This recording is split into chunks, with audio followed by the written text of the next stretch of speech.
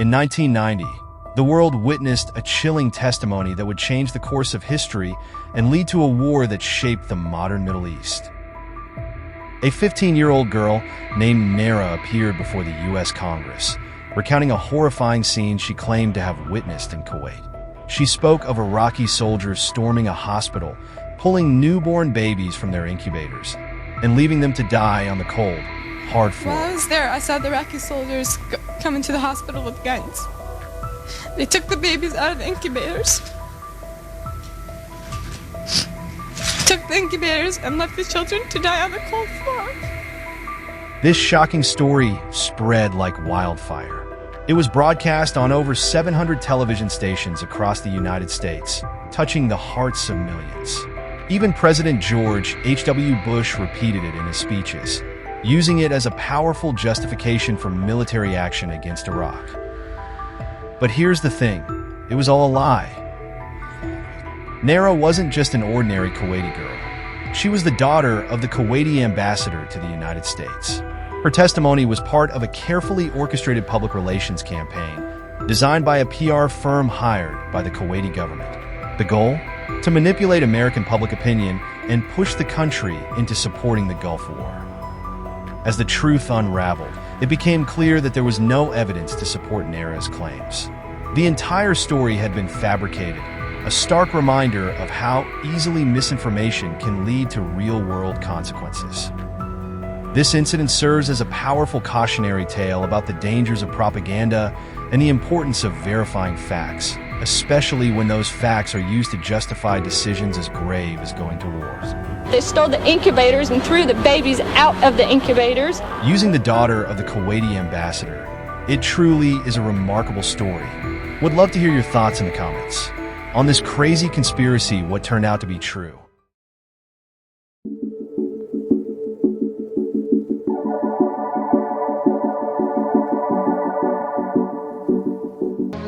But when they're finished, what happens to our bodies? The Dead Baby Project.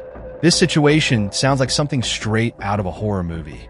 We all know the American government has done some questionable things over the years, but obtaining children's skin for the Dead Baby Project is an all-time low.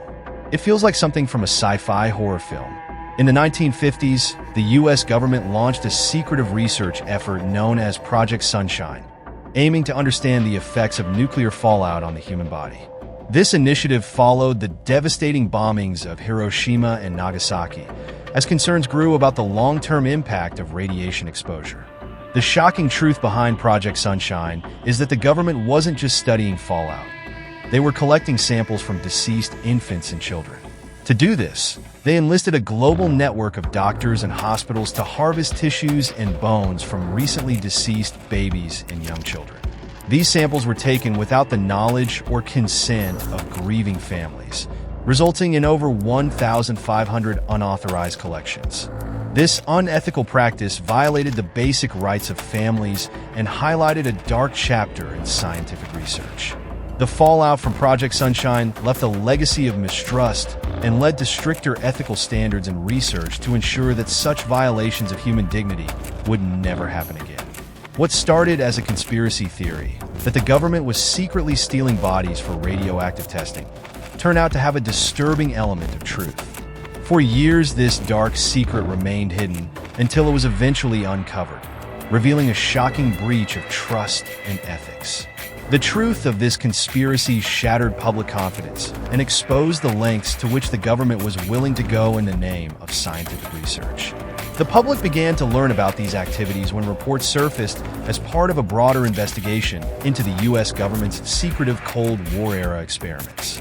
The Advisory Committee on Human Radiation Experiments, ACHRE, established by President Bill Clinton in 1994, played a crucial role in bringing these practices to light. The committee was tasked with investigating and reporting on the use of human subjects in radiation experiments conducted by the government.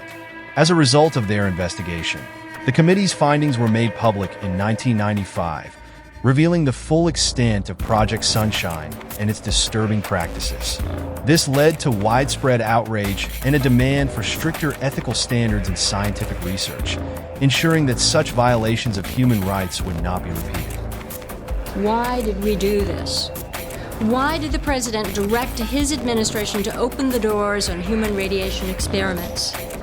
I believe that this openness puts us in a position as a nation to close many chapters of the Cold War, just as the president did by ending nuclear weapons testing for the United States, as the United States and Russia did in pointing our missiles away from each other, and in dismantling warheads and extending the NPT.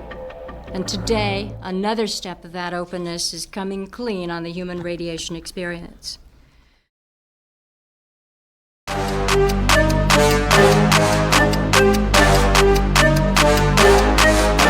Interrogated, threatened, and manipulated. Our field investigation has determined that you are a homosexual. Canada's fruit machine. The conspiracy.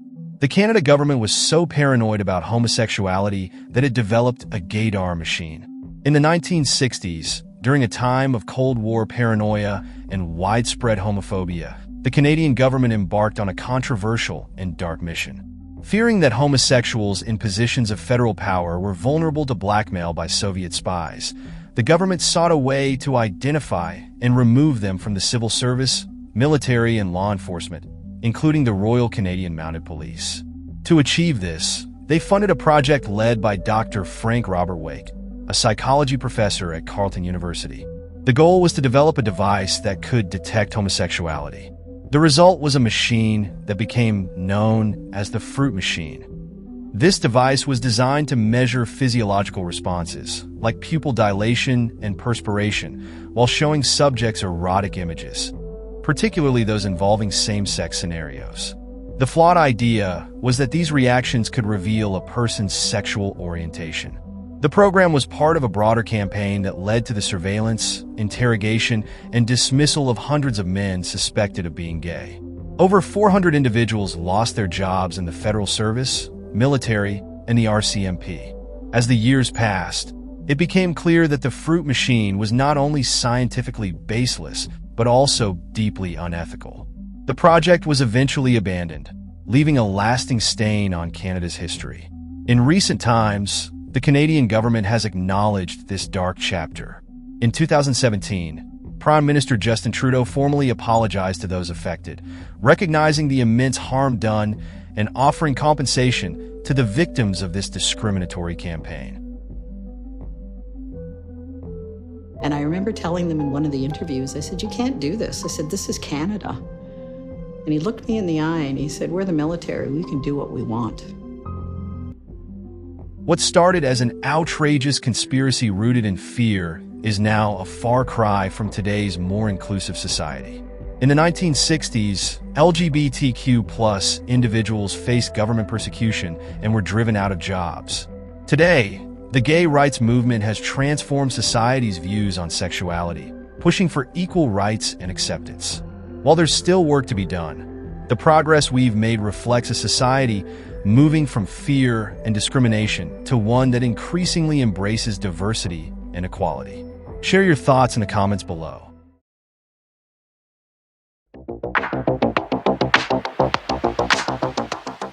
Another bizarre conspiracy theories that actually turned out to be true is the Dalai Lama is a CIA agent. During the 1960s, the Dalai Lama received financial support from the CIA, a fact revealed by declassified U.S. government documents. Following the Chinese annexation of Tibet in 1950, the Tibetan resistance grew, especially after the Dalai Lama fled to India in 1959. The CIA, viewing this as a chance to undermine communist China, began providing about $1.7 million annually to support the Tibetan resistance, which included training fighters and supplying resources. Part of this funding, approximately $180,000 a year, was allocated directly to the Dalai Lama and his government in exile. However, it's important to clarify that the Dalai Lama was not a CIA agent in the typical sense. The financial support was part of a broader U.S. strategy during the Cold War, aimed at countering communist influence. The Dalai Lama's primary focus was on preserving Tibetan culture and autonomy. While the CIA's support was significant, it was only one aspect of the broader Tibetan struggle for independence. By the early 1970s, as U.S.-China relations improved, this funding was phased out. The Dalai Lama has acknowledged the CIA's role, but he also made it clear that the Tibetan cause was driven by more than just U.S. support. The conspiracy theory that the Dalai Lama was a CIA agent oversimplifies a complex historical relationship. While it's true that the CIA provided substantial financial support to the Tibetan resistance, including payments to the Dalai Lama, this was part of a broader strategy to counteract Chinese influence during the Cold War rather than a direct attempt to control the Dalai Lama himself.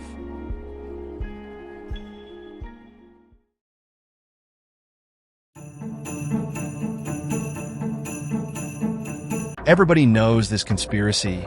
MKUltra was a secret CIA program that ran from the early 1950s to the early 1970s, aimed at exploring methods of mind control during the height of Cold War tensions.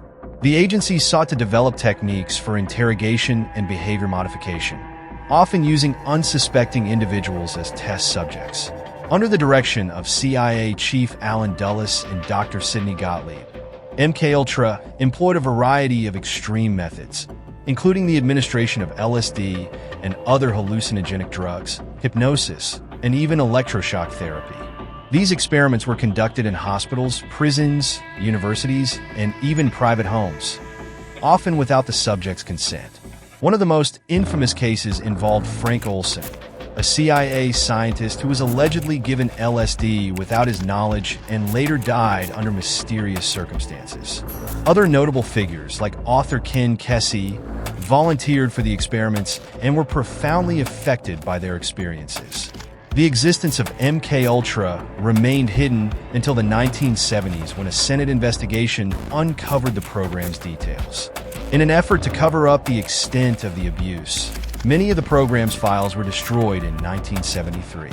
However, the surviving documents revealed a shocking pattern of unethical experimentation on American citizens, leading to long-term psychological damage for many victims. Today, MKUltra stands as a dark chapter in U.S. history, highlighting the dangers of unchecked government power and leaving a lasting impact on public trust.